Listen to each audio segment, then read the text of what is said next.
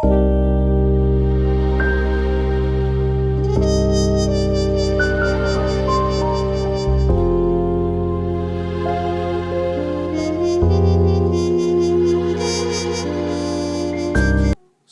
రీతిలో మనం ఆయన్ని కలుసుకోగలిగితే, అదే తెలిసి ఉండాలి మనకి. ఎప్పుడు కూడా ప్రార్థన జీవితాన్ని ఇబ్బందిగా మనం చేయకూడదు.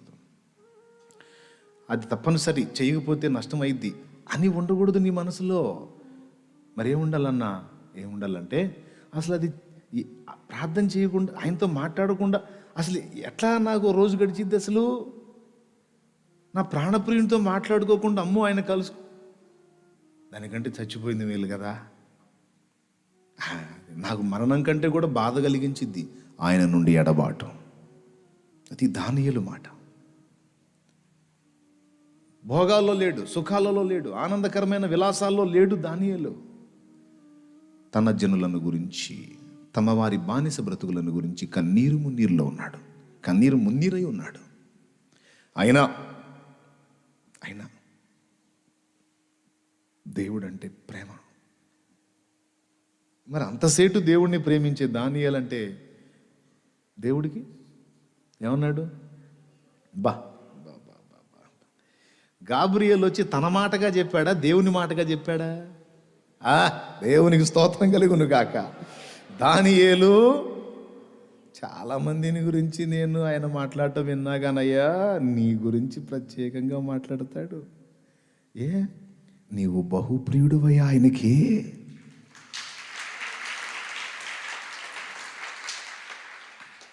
నిన్ననాలి అమ్మా, చాలామందిని గురించి ఆయన మాట్లాడటం విన్నా కానీ, అమ్మో నిన్ను గురించి ప్రత్యేకంగా మాట్లాడుతున్నాడు ఆయన. ఏమని? నీవు బహుప్రియురాలవట. నాయనా, నీ గురించి ఆయన కొంచెం స్పెషల్గా మాట్లాడుతున్నాడు. ఏమని? నీవు ఆయనకు బహుప్రియుడవట, ఆయనకి ఇష్టమైన వాడవట చెప్తున్నాడు. నీ దగ్గర నుండి అట్లా విన్నపం వస్తే చాలు, గాబ్రియేల్ వెళ్ళంటాడు. ఎంత స్పీడ్ చేశాడు అనుకున్నా? దానియేలు నీవు బహుప్రియుడు. ఎవరికయ్యా? గాబ్రియేల్ గారు మీకా? నాకు కాదయ్యా, నాకు ప్రియుడు వేలే. నాకు నువ్వు ప్రియుడు అయినా కాకపోయినా అది గొప్ప సంగతి కాదులే, కానీ అవ్వాల్సినోడికి అయ్యావులే. దేవునికి స్తోత్రం. హల్లెలూయా, హల్లెలూయా. అవ్వాల్సిన వానికి అయ్యావు. ఎవరైనా ప్రభు, ఎంత ధన్యత! ఎందుకు వచ్చింది? ఆయనతో కలిసి మాట్లాడకుండా దానియేలుకు రోజు గడవదు. మీకు ఎలా ఉంది? ప్రార్థన చేయకపోతే అమ్మో ఏమన్నా అయితే భయంగా ఉందా? ఏదో నేను నష్టపోయాను, ఈరోజు ఏదో లాస్ అయిపోయాను, ఏదో నేను కోల్పోయాను అన్న భావన కలుగుతుందా? కోల్పోయాను అన్న భావన కలుగుతుందా? అయితే నువ్వు లైన్లో ఉన్నావు. అమ్మో చేయలేదు, ఇవాళ ఏమైద్దో, ఏమో సాధనలు వస్తాయో అనిపిస్తుందా? అయితే బానిసగానే ఉన్నాను. ఒకరోజు ఒక పూట ప్రేయర్ మిస్ అయితే నేను లాస్ అయ్యాను, నేను మిస్ అయ్యాను అన్న భావన నీకు కలిగితే రైట్, నువ్వు కరెక్ట్గానే ఉన్నావు. దేవుని స్తోత్రం కలుగును గాక. హల్లెలూయా. నీ మనసు కరెక్ట్గానే పనిచేస్తుంది. అంతే ఉందా? ఈరోజు ఆయన కలుసుకోలేదు, ఏమనుకుంటున్నాడో ఏమో అనిపించాలి. అసలు అట్లా కూడా కాదు. ఎట్లా ఉండగలవు నువ్వు అసలు? ప్రార్థన ఒక ఇబ్బందికరమైన విషయం కాకూడదు. దేవుని కొరకు చేసే విషయంలో కూడా ఇది చేయకపోతే నాకేమన్నా అయిద్దేమో, నాకు వచ్చిన దానిలో ఇవ్వకపోతే ఏమన్నా అయిద్దేమో అని ఎప్పుడు ఇవ్వద్దు. అసలు నాదంతా ఎవరిది? ఎవరు పెట్టిన భిక్ష? నేను ఇది కలిగి ఉన్నాను అంటే ఎవరిచ్చిన దానం? ఆయన పెట్టిన అన్నం, ఆయన ఇచ్చిన వస్త్రం, ఆయన ఇచ్చిన ప్రాణం, ఆయన ఇచ్చిన దేహం, ఆయన ఇచ్చిన జీవితం ఆయనది కదా. నా సొంతమైనట్టు, నాదన్నట్టు నేను ఎందుకు దీని విషయంలో స్వార్థంగా వ్యవహరించాలి? అయ్యా, నీకంటే నాకు ఎక్కువే ఉందయ్యా.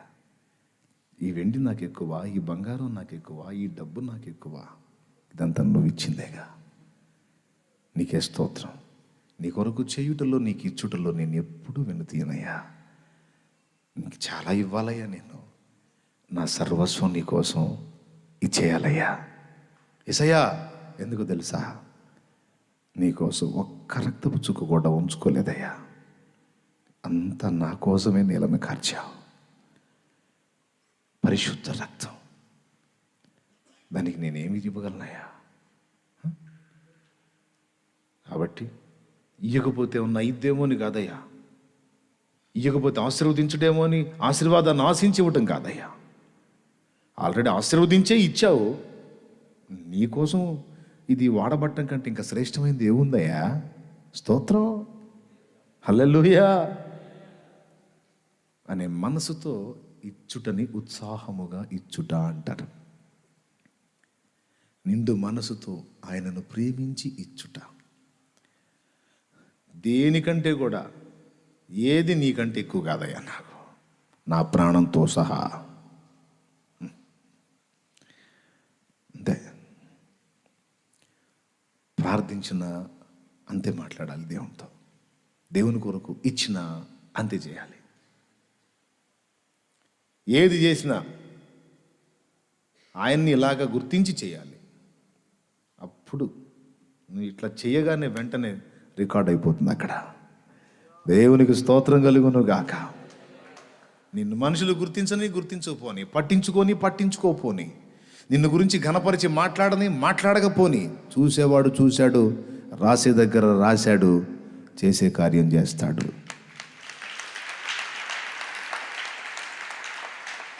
ఇస్తే ఇస్తాడు అని ఇవ్వద్దు. ఆల్రెడీ ఇవ్వటానికి ఇచ్చాడు కనుక థ్యాంక్స్ అని ఇచ్చేసేయండి చేయాలనుకుంటే.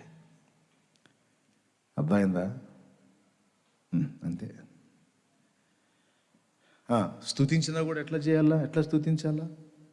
వాస్తవాన్ని ఒప్పుకుంటూ ఆయన్ని వర్ణించుకుంటూ మాట్లాడుకోవాలా. స్తోత్రం స్తుతి, స్తోత్రం స్తుతి అని యాంత్రికంగా ఎప్పుడూ మనం అనకూడదు. స్తుతి స్తోత్రం చెబితే కారణం ఏంటో చెప్పుకుంటూ ఒక పక్కన ఆయన కార్యాలు వివరించుకుంటూ స్తుతించుకోవాలి.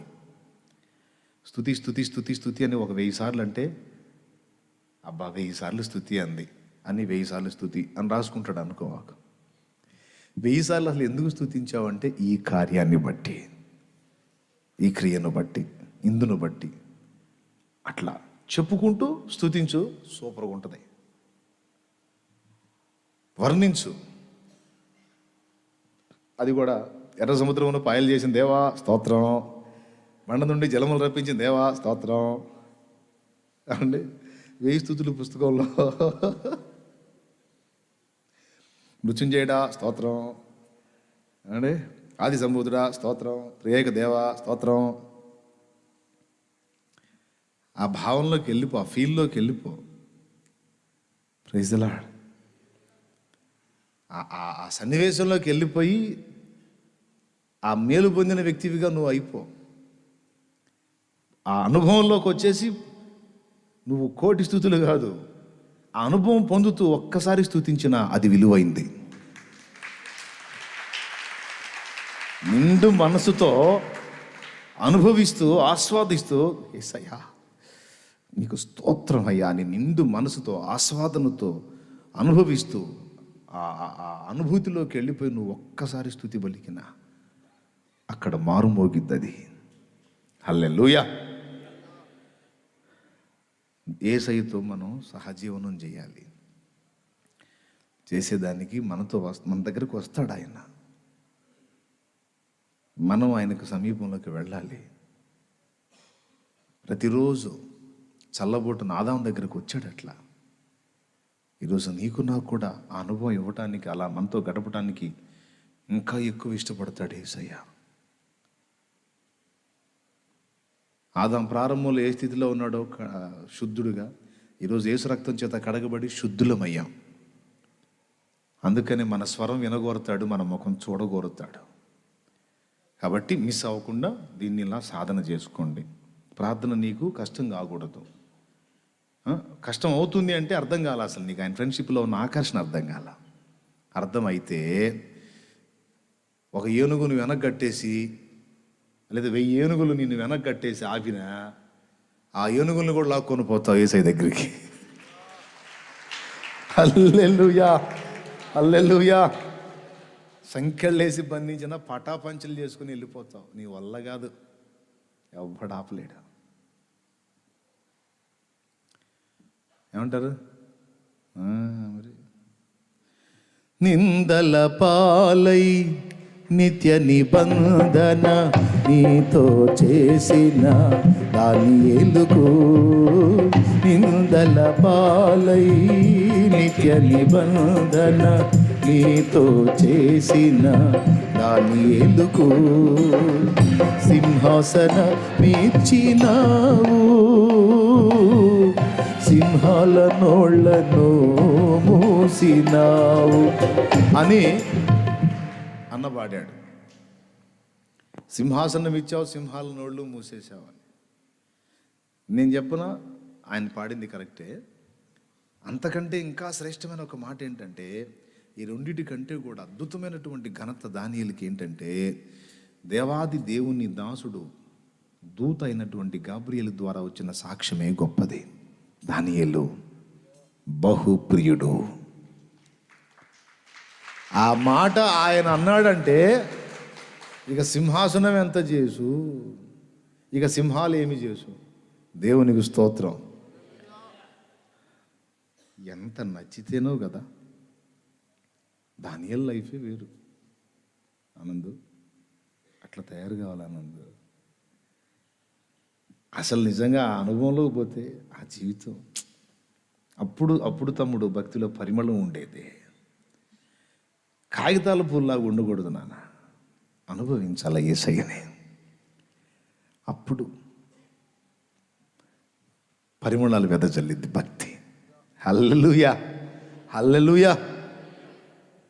నాకు అట్లాంటి భక్తి చేయటమే ఇష్టం. ఎవరికి నచ్చకపోని నా టైప్ పిచ్చోళ్ళు, నాలాగా ఆయన కలుసుకున్న వాళ్ళు ఉంటారుగా, వాళ్ళకి అర్థమైద్ది నేను చెప్పేది. ఈ ఆఫ్ అండ్ ఆఫ్లకు అర్థం కాదు. ఏడిచారు, వాళ్ళతో నాకు అవసరం లేదు. పనికి మాలిన చెత్త 10,000 అయిన ఒకటి, పనికి వచ్చేవాళ్ళు 10 మంది అయినా ఒకటే. దేవునికి స్తోత్రం అన్నట్టు సరైన భక్తి చేసేటువంటి మనస్సు కలిగినటువంటి వ్యక్తులు కావాలి. వాళ్ళ ద్వారా సాధ్యమైంది దేవుని రాజ్య నిర్మాణం. వాళ్ళ ద్వారా కదిలిద్ది సాతాను ప్రపంచం. వాళ్ళ ద్వారా ఇద్ది పాతాళ లోకం తల్లక్రిందులు. వాళ్ళ ద్వారా ఇద్ది ఊళ్ళల్లో ఉజ్జీవం, గ్రామాలలో, పట్టణాలలో, పల్లెల్లో, అడవులలో. అలాంటి వ్యక్తుల వల్ల ఇద్ది బలమైన కార్యం. సో అలాంటి వాళ్ళు కావాలి. అలాంటి వాళ్ళు కావాలంటే యేసును కలుసుకోవాలి, అనుభవించాలి. యేసయ్యతో ప్రియుడా యేసయ్య నిన్ను చూడాలని, ఈ పాట అంటే నాకు ఎంత ఇష్టమో. నిన్ను చూడాలని ఆనంద్ జయకుమార్ అన్న అద్భుతంగా పాడాడు.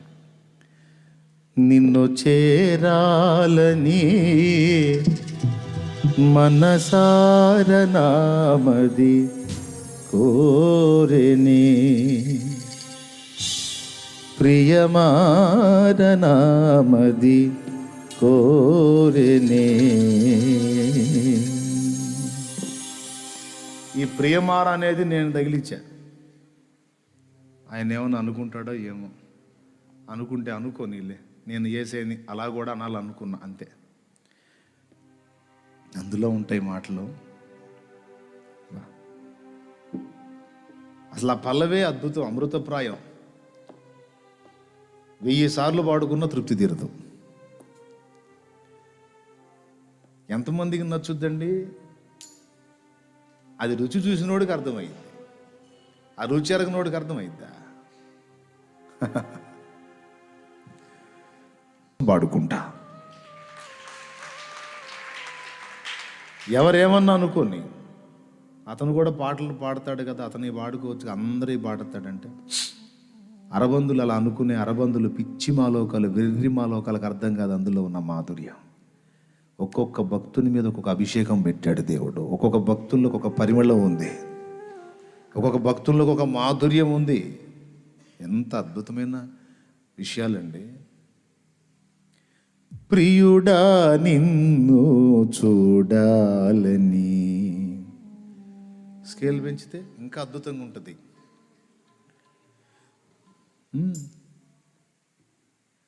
ప్రియుడా నిన్ను చూడాలని, ప్రియని వలెనే మారాలని, ప్రియతమానకాంక్ష తీరాలని, ప్రియమారనామది కోరనే, ప్రియమారనామది కోరనే.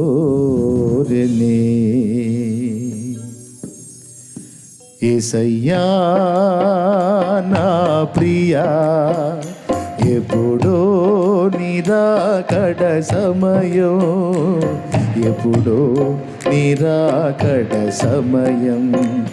యేసయ్యా నా ప్రియా, ఎప్పుడో నిరాకడ సమయం, ఎప్పుడో నిరాకడ సమయం. యేసయ్యా నా ప్రియా.